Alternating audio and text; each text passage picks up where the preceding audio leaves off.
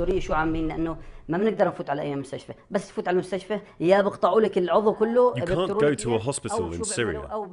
If you go, you'll either be amputated or they'll take you to prison even if you're wounded. والله العظيم في ناس الجروح تبعتهم دوّدت. In prison, I saw people with wounds that were going septic, and even then they weren't taken to hospital.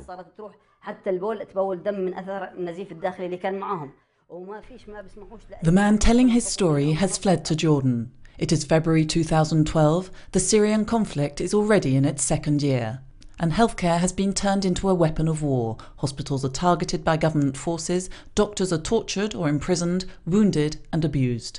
For MSF, denouncing the situation is simply not enough. Action must be taken. A team crosses over the border and sets up in the north of the country, not far from the front line. They find an empty building and turn it into a surgical unit. En 3 jours, on était capable de transformer cette maison en un hôpital avec In 3 days, we managed to turn this house into a hospital with around 15 beds, an intensive care unit with 3 or 4 beds, a resuscitation room, a recovery room, an operating theatre, a small laboratory and a sterilisation room. And I remember the first patient started to arrive on June the 22nd.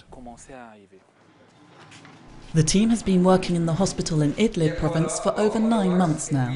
MSF has since opened 2 other hospitals in the country, but the relief effort is all too insufficient for a people devastated by a conflict marked by extreme violence. For the last 2 years, we have been really suffering from the shortage of drugs and medical supplies for diseases like diabetes, like blood pressure, cancer. There are more heart attacks too.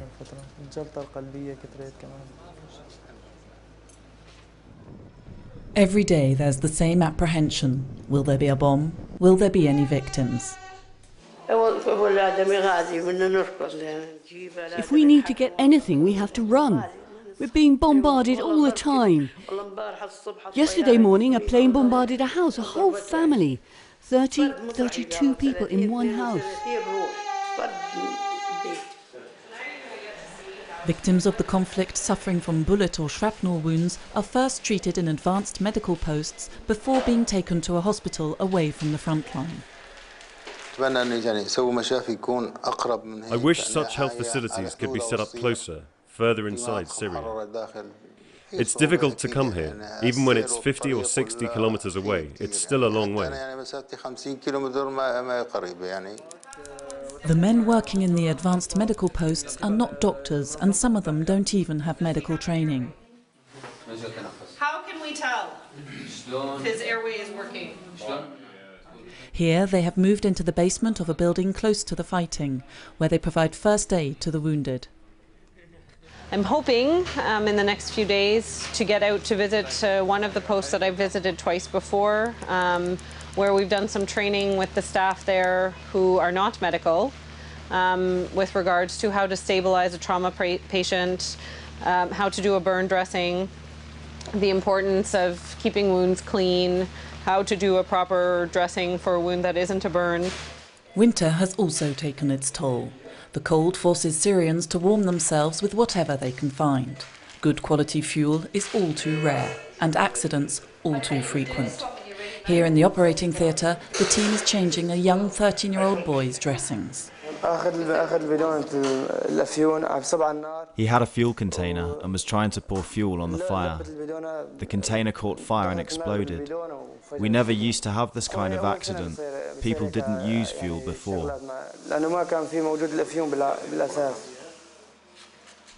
Those who are able leave Syria. Every day sees more people crossing over the border to neighbouring Turkey, Jordan, Lebanon and Iraq. Dumi's refugee camp in Iraq was designed to host 1,000 families. 50,000 people are now living there. There are many families who fled on the same night as us. There was a huge number of people fleeing, maybe 200 families, even more. We all had to walk, the old, the young and the kids. My baby son also had to walk. And the way was very long and difficult because we went through mountains, but thank God we arrived. According to the United Nations, in all there are nearly 1 million Syrian refugees. They are living in precarious conditions with no idea of when they'll be able to go home. Those who haven't left their country live with the same fear of what lies ahead. All are in need of help and medical care.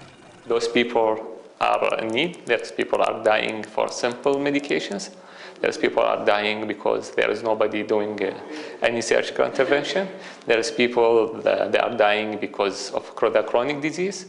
There's people will die because of the epidemics. They are dying for no reason. For no reason.